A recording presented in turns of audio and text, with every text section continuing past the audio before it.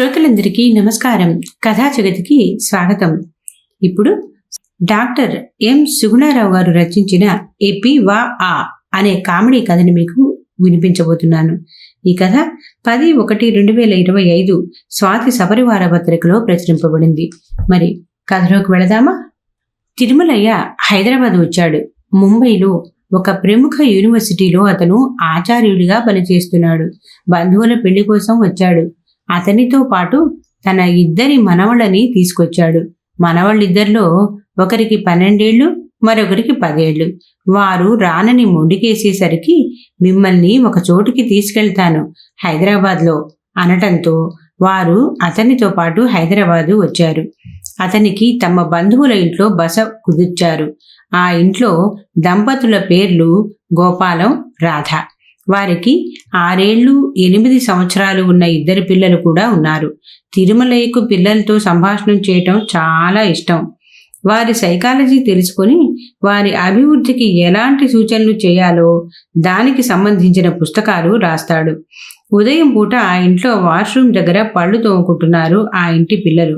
పెద్ద కుర్రాడు చిన్న కుర్రాడిని అడిగాడు, నీ టూత్పేస్ట్లో ఉప్పుందా అన్నాడు. వాడు బిక్కమోహం వేసి లేదు అన్నాడు. పెద్ద కుర్రాడు, నా టూత్పేస్ట్లో ఉప్పుంది, ఉప్పు జ్ఞానం అరిచాడు. వెంటనే తిరుమలయ్య, నీకు ఉప్పు జ్ఞానం అంటే ఏమిటో తెలుసా అన్నాడు సీరియస్గా.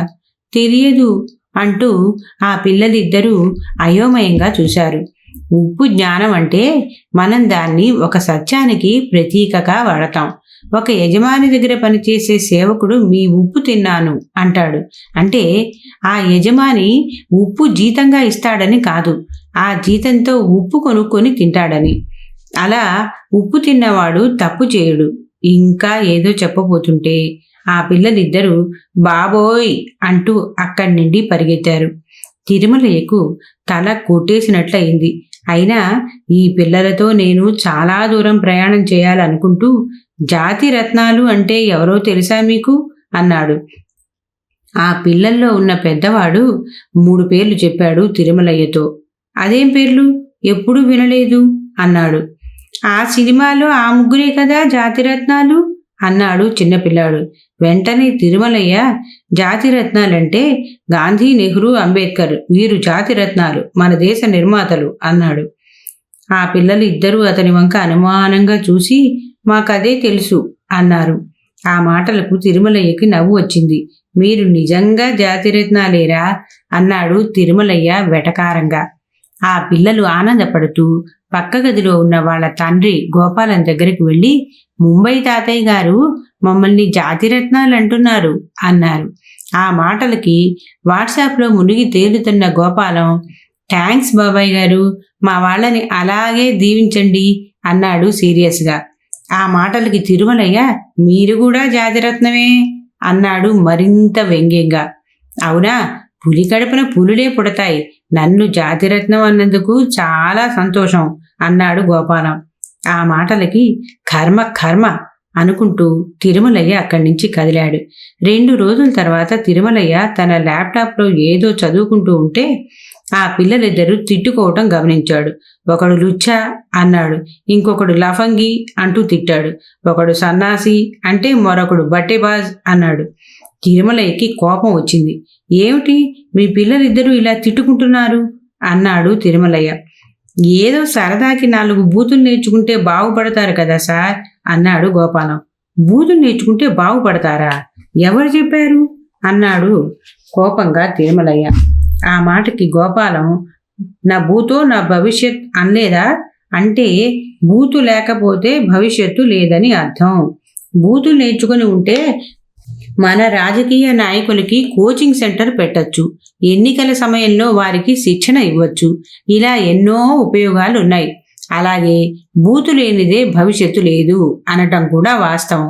ఉదాహరణకి పాల బూతు, పోలింగ్ బూతు, టెలిఫోన్ బూతు, ఇలా పిల్లల పోషణకి పాల బూతు, ఎన్నికలు జరపడానికి ఎన్నికల బూతు, అలాగే సమాచారం కోసం టెలిఫోన్ బూతు, ఇలా నా బూతో నా భవిష్యత్ అన్నాడు అతను వివరంగా. అది కాదు, నా భూతో నా భవిష్యతి అంటే వర్తమానంలోనూ భవిష్యత్తులోనూ ఇలాంటిది జరగలేదని దీని అర్థం.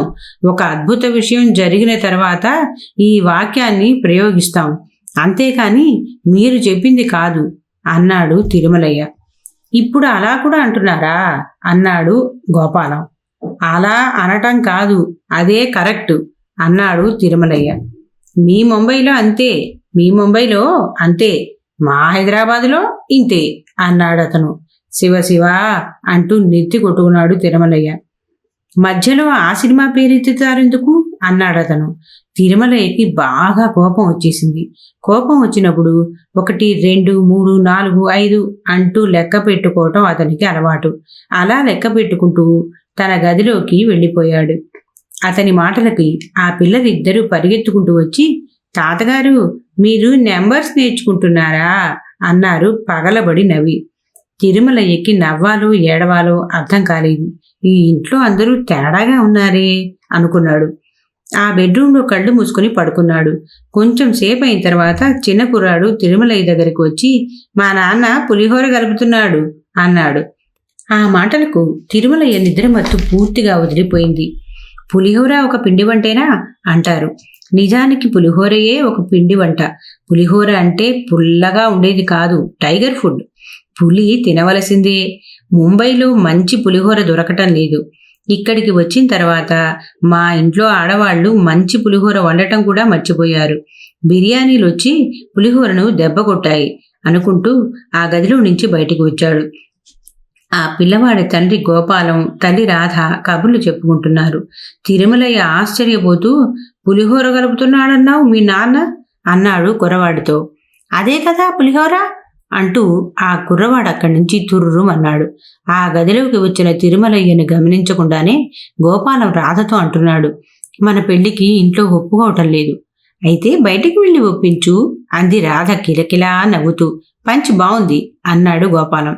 ఆ ఇద్దరిని చూసి జుట్టు పీక్కొని, పెళ్ళే 2 పిల్లలున్న వాళ్ళు ఇదేమిటి ఈ సరసాలు అనుకున్నాడు.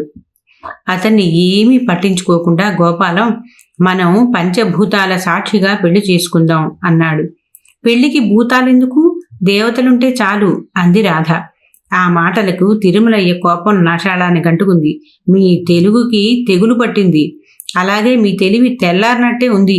భూతాలంటే దెయ్యాలు ప్రేతాత్మలు కాదు, ఇక్కడ పెళ్లికి సాక్ష్యంగా ఉండేది పంచభూతాలు, అంటే గాలి, నీరు, అగ్ని, భూమి, ఆకాశం అన్నాడు కోపంగా.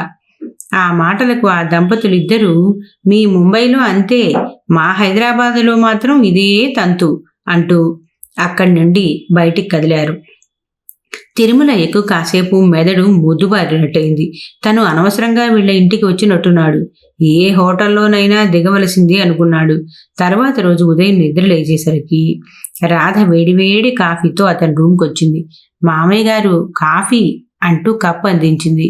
ఆ ఫిల్టర్ కాఫీ తాగగానే అంతకు ముందు రోజు వారి మీద వచ్చిన కోపం పోయింది తిరుమలయ్యకి. కాఫీ తాగి వాకింగ్కి వెళ్దామని బయలుదేరేటంతలో ఆ ఇంట్లో ఏదో హడావుడిగా అనిపించింది. గదిలో నుండి బయటికి వచ్చాడు. గోపాలం, రాధ లయబద్ధంగా డాన్స్ వేస్తున్నారు. రాజమండ్రి రాగమంజరి, మా అమ్మ పేరు తలవనోళ్ళు లేరు, కళాకారుల ఫ్యామిలీ మరి, మేము గజ్జగడితే నిద్రపోదు నిండు రాత్రి. ఆ పాటకి లయబద్ధంగా డాన్స్ చేస్తున్నారు. ఇంతలో వాళ్ళ పిల్లలిద్దరూ కుర్చీ మడత పెట్టి అంటూ రాగం అందుకున్నారు. ఇదేం పాట, ఇదేం సాహిత్యం అన్నాడు తిరుమలయ్య. రేపు పెళ్లిలో సంగీత్లో డాన్స్ చేయటానికి ప్రాక్టీస్ చేస్తున్నాం అన్నారు గోపాలం, రాధ ఇద్దరూ కోరస్గా. ఇక తిరుమలయ్య ఉండబట్టలేకపోయాడు. వాళ్లను కడిగేద్దాం అనుకున్నాడు, కడిగి పారేద్దాం అనుకున్నాడు. స్వరం పెంచాడు, గొంతు చించుకున్నాడు. గాంధీగారి 3 కోతుల కథ తెలుసా మీకు? చెడు వినకు, చెడు చూడకు, చెడు మాట్లాడకు, ఇది పిల్లలకి నేర్పాలి.